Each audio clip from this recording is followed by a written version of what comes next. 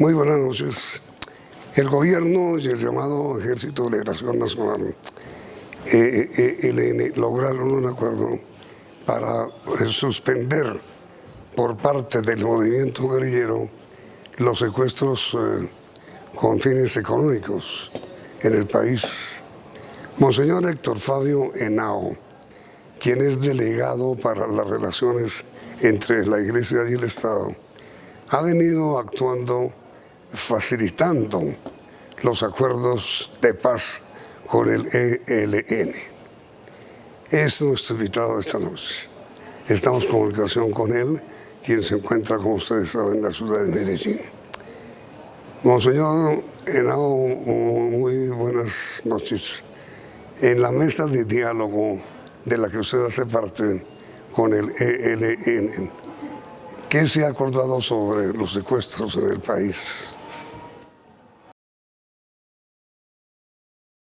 A todos los que siguen TMI La Noticia. Hemos tenido una ronda muy importante en México, el quinto ciclo de negociación, en el cual se llegó a 6 importantes decisiones con los de la delegación del Ejército de Liberación Nacional en el intercambio con la delegación del gobierno colombiano.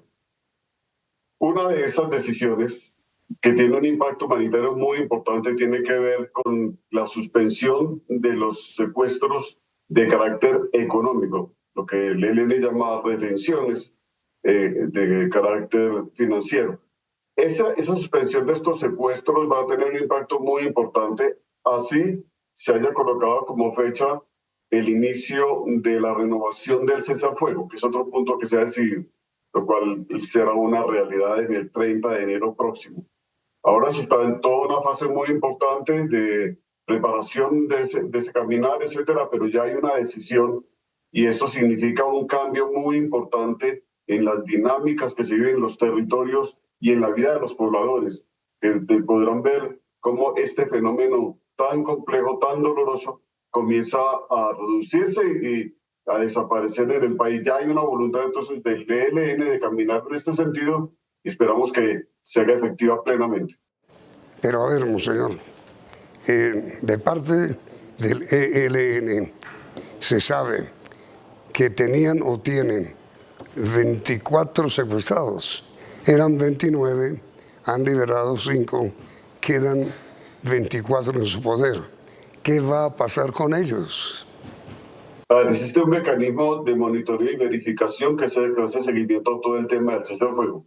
En el mecanismo de monitoreo y verificación están sentados el ELN, el Gobierno Nacional, Naciones Unidas y la Iglesia como acompañante en la tarea de monitoreo. A esa mesa se entrega la lista de las personas secuestradas que ya venían de atrás y si llegase a hacer un secuestro en esta fase, pues allí debe llegar para que se haga la labor de monitoreo, de verificar que realmente esas personas están en manos del ELN y también para que se agilice el camino a su liberación.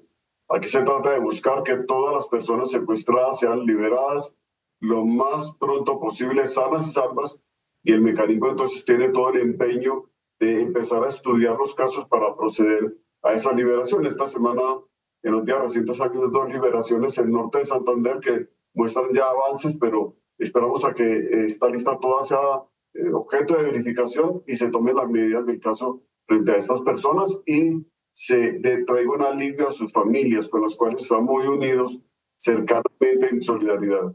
Monseñor, ¿cuánto hace que estas 24 personas están secuestradas? No, hay de distintas épocas, Yamil. Yo realmente prefiero guardar mucha prudencia en esto porque, como digo, hay un mecanismo de verificación que es el que da los nombres, establecer los nombres, los tiempos y también todas las condiciones de circunstancia y lugar en las cuales estas personas fueron, digamos, secuestradas o retenidas, como se quiera decir, y tendrá que establecerse la fórmula también para lograr su liberación. Pero allí puede haber personas de distintos momentos. Sé que hay personas también enfermas. Ha habido muchas solicitudes, sobre todo de alguna persona con problemas cardíacos muy severos, Entonces esperamos que todo esto agilice y ayude a que realmente se logre la liberación de cada una de estas personas. Y, monseñor, ¿quién hace y quién verifica que eso es así? Es decir, que hay supervivencia por parte de los 24 secuestrados que estarían aún en poder del ELN. Bueno, el mecanismo de monitoreo y verificación tiene, como decía, varias instituciones allí y varios componentes. Hay un componente que lo tenemos nosotros, que hacemos el puente con las comunidades, estamos tramitando hacia el mecanismo las situaciones que hay, pero el otro lado hay el componente de verificación, que actúa para esto, pero actúa de una manera también permanente para situaciones difíciles que se viven en las comunidades. Esa es una decisión que se ha tomado, traer acciones y dinámicas humanitarias en territorios que tienen una crisis humanitaria muy severa. Eso se ha puesto sobre la mesa y se ha determinado también en México. Entonces, el mecanismo de verificación que está en manos de Naciones Unidas sustancialmente es el que hace todo el procedimiento ya más técnico. Nosotros no podemos hacerlo porque no tenemos ni la formación ni la capacidad para ello, pero sí apoyado para que el mecanismo de verificación pueda entrar en contacto y establecer, como digo, de acuerdo a las circunstancias, las condiciones actuales de las personas y lo que sería su liberación. Allí hay ya entonces un acuerdo que existe desde antes. Esperamos que el mecanismo se reactive muy rápidamente. Ahora estamos en un momento en que están, digamos, en distintos territorios, etcétera, los integrantes del mecanismo, pero una vez que tan pronto se pueda, se va a reactivar y allí se hará el estudio y se comienza a hacer el proceso de verificación. Ya hay un listado que ha sido entregado por el gobierno colombiano al mecanismo mismo. Y monseñor, ¿por qué usted utiliza la palabra se reactive? ¿Es que está suspendido el diálogo? No, el diálogo no se ha suspendido. Hubo, como todos sabemos, después de la liberación del señor Díaz en La Guajira, pues se presentaron unas situaciones complejas dentro del proceso y eso hizo que los delegados del ELN viajaran a lo que llamaban a consultas. Entonces no teníamos el mecanismo completo allí. Entonces lo que se ha hecho en México es estudiar muy claramente qué desafíos tiene el mecanismo, porque ese mecanismo comenzó a funcionar hace un poco más de 3 meses, empezó en agosto. Entonces es el momento en que se hacen ajustes, se estudia, se evalúa cómo está funcionando, cómo hacerlo más eficiente, cómo hacer que ese mecanismo pueda reaccionar de manera mucho más pronta hacia las distintas situaciones que hay. Y como digo, hay muchas que vienen de los territorios donde puede haber enfrentamientos y tiene mucho el carácter preventivo. El mecanismo tiene un carácter de prevenir incidentes. Entonces, en este momento estamos esperando que se vuelva a reunir e inmediatamente se establezca entonces las prioridades, porque ya hay que establecer unas prioridades frente a los casos que se han presentado, que algunos son de secuestro, pero no todos, y desde allí comenzar entonces el procedimiento establecido de común acuerdo. Pero entonces, antes de que se produzca la liberación de los secuestrados, ¿debe reanudarse el diálogo con ustedes? No necesariamente, porque por ejemplo esta semana se liberó al señor exalcalde de San Calixto, también al señor Fabián Arias, y eso no pasó, digamos, por el mecanismo. El ELN puede proceder a dar la libertad, a liberar a las personas en el momento en que lo decidan, pues ellos o lo consideren. Nosotros, el mecanismo lo que hace es hacer seguimiento a ese listado y a los casos que se presentan, y ahí sí, ya pues con unas herramientas técnicas, decir, bueno, estudiemos estos casos. Pero evidentemente lo que esperamos es que, como un gran gesto de buena voluntad, se inicie ese procedimiento, como también otros que están pasando en los territorios. Están pasando cosas muy importantes en los territorios, que no requieren que el mecanismo se pronuncie. El mecanismo lo hará, pero si se puede hacer en cualquier momento previamente, pues así esperamos que ocurra. Y ustedes, monseñor, en la comisión, o los familiares de las personas secuestradas, ¿han tenido pruebas de supervivencia? Que yo conozca, no. No conozco todos los casos. Eso lo manejan más las autoridades. No conozco esas pruebas de supervivencia. También de eso hemos hablado en extenso. El diálogo sobre este tema ha sido muy, muy amplio, así como el diálogo sobre la situación de los territorios afectados, etcétera. Ha sido muy amplio la necesidad de renovar el cese al fuego. Como digo, ya el cese al fuego va a cumplir su periodo a finales de enero. Ya hay una decisión de que el cese al fuego va a continuar, lo cual es una noticia muy importante y se robustece, se hace cualitativamente más fuerte en la medida en que adopta otras medidas como es esta de la suspensión del secuestro. Se ha dicho que el cese al fuego sería progresivo. Hay muchas inquietudes de la sociedad sobre muchos asuntos que se va robusteciendo y se va haciendo cualitativamente más fuerte en la medida en que se asumen otros asuntos. Y este, particularmente del secuestro, es un tema muy sensible a la sociedad colombiana. Entendemos la angustia, el dolor, y por eso estamos tan comprometidos de la familia, de la comunidad, de la sociedad. Y allí hemos estado trabajando muy arduamente, porque han sido jornadas fuertes, largas, etcétera, en las que hemos trabajado muy arduamente para llegar a este resultado, como también a otros resultados que garantizarán entonces que este procedimiento sea exitoso. Mire, monseñor, como usted bien lo sabe, la organización del ELN es federal, no es centralista como lo eran las FARC, sino federal. Es decir, que en cada región, independientemente, actúa una sección del ELN. Eso supone, monseñor Henao, que los secuestrados deben estar en poder de varios frentes del ELN o no.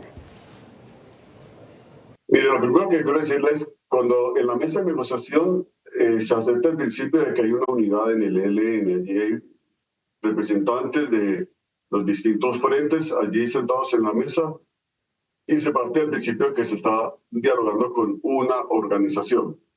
Entonces, lo que vemos, por ejemplo, ahora con el cese al fuego, es que el cese al fuego está teniendo un cubrimiento realmente en todos los territorios. Puede haber incidentes, puede haber tensiones, y para eso está el mecanismo, para ayudar a prevenir, pero se ha tenido acceso a todos los territorios y estamos en una tarea de pedagogía muy intensa con las organizaciones sociales, con las autoridades, etcétera, para que todo el mundo entienda qué es en este momento el mecanismo del monitoreo y verificación, cuáles son las medidas adoptadas para el cese al fuego y de qué manera entonces tramitar y sobre todo alertar sobre posibles incidentes.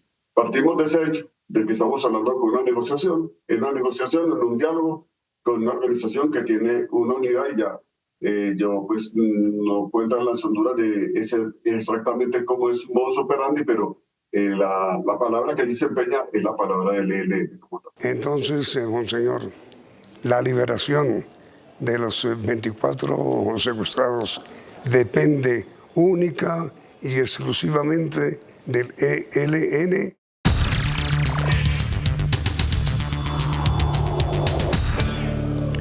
Lo cual supone, le repito, monseñor Henao, que la liberación de estos 24 secuestrados depende exclusivamente del ELN. Sí, normalmente el grupo que tiene una persona en sus manos es el responsable de la liberación de esa persona. En las mesas de negociación, como son mesas de diálogo y negociación, se colocan sobre la mesa múltiples asuntos, son acuerdos, cada uno de ellos que apuntan hacia solucionar distintas problemáticas, pero claro que se van adquiriendo también responsabilidades y en este momento, pues, evidentemente, si las personas están en manos del ELN, pues el ELN es el que procederá de acuerdo a lo pactado. Mire, monseñor, en la quinta conferencia o el quinto encuentro que acaba de ocurrir en México entre ustedes y el ELN, se dice lo siguiente en el segundo aparte: la suspensión de las retenciones con fines económicos, según el ELN, en el marco de la prolongación del cese al fuego para finales de enero del año entrante. Es decir, monseñor Henao, la suspensión de los secuestros está sometida a la prolongación del cese al fuego que está pactado para el 29 de enero. Sí, Yamil, eso es importante. A ver, lo primero es que ya hay un acuerdo de continuar con el cese al fuego. Ese es uno de las decisiones o acuerdos del quinto ciclo que se realizó en México. Y allí, mirando los distintos temas que había, pues se ha colocado como insisto, dentro de los 6 grandes temas que se trataron, y se acuerda que esa suspensión entra plenamente en vigencia a partir del momento en que se renueva el cese al fuego. Pero eso no quiere decir, y yo espero que así sea, que va a haber una racha pues, en este periodo. El mecanismo de monitoreo y verificación está muy atento y nosotros estamos también muy seguros de que aquí se está avanzando por el camino, digamos, que espera la sociedad colombiana para traer un alivio a nuestra sociedad. Yo tengo confianza en que mantenemos entonces una disponibilidad, una exposición de todas las partes de seguir caminando dentro del pacto. Pero entonces, señor, el 29 de este mes, perdón, de enero, debe decidirse si se prolonga o no el cese al fuego que está vigente. ¿Se va a prolongar el cese al fuego? Sí, ya hay dentro de los acuerdos de México un acuerdo de prolongar el cese al fuego. Eso es una decisión histórica muy importante porque el cese al fuego más largo que tuvo el ELN fue cuando la visita del Papa Francisco, que fue de 101 días.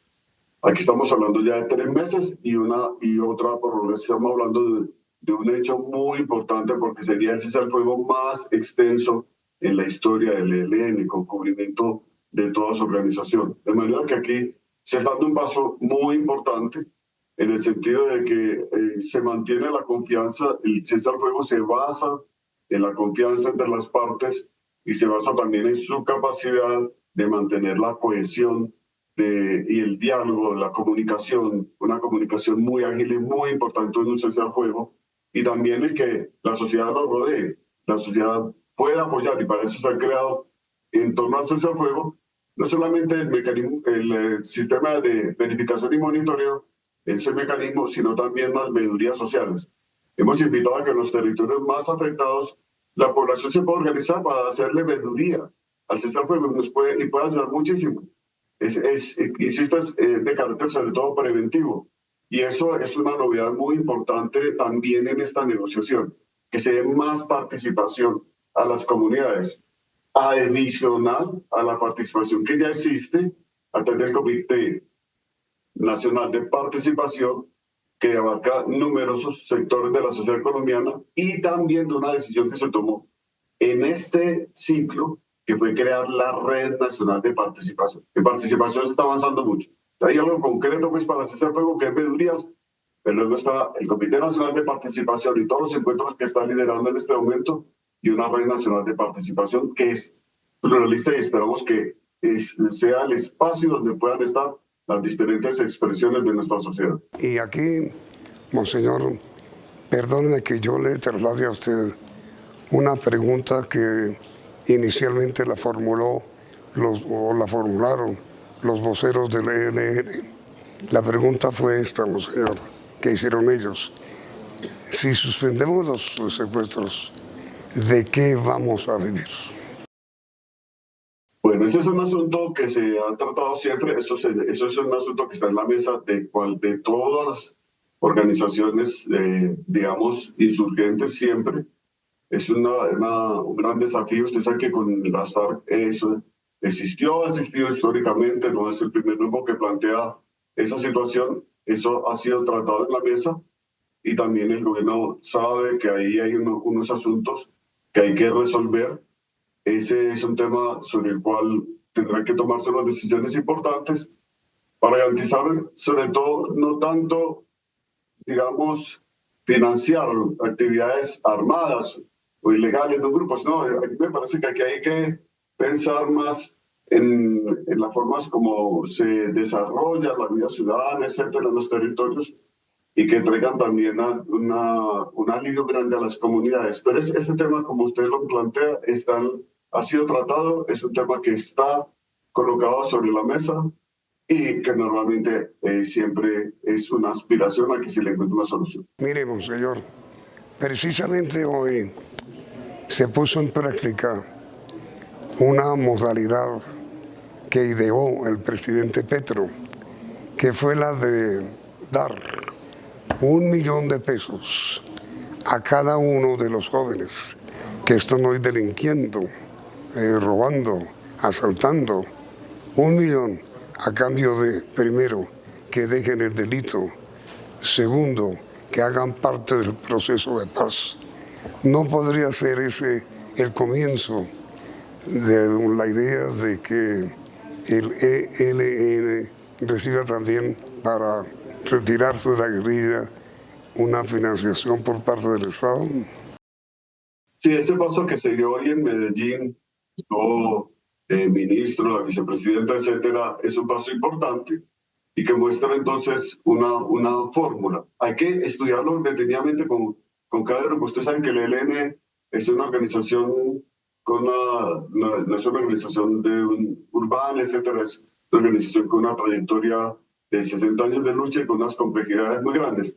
Entonces, ahí hay que pensar en que hay que mirar distintas fórmulas, hay que mirar distintas posibilidades y aquí hay que pensar también un poco en lo colectivo, porque a veces los grupos hay la alternativa si se va a pensar en fórmulas colectivas o individuales para avanzar, etcétera, una vez que se ponga fin al conflicto. Estos son temas muy relacionados con el fin del conflicto realmente. Desde ahora se comienzan a plantear, pero generalmente esos temas de financiación están bastante cercanos a los temas que tienen que ver con fin del conflicto y así está en la agenda. Monseñor, ¿cuántos hombres armados y en sublevación tiene hoy el ELN?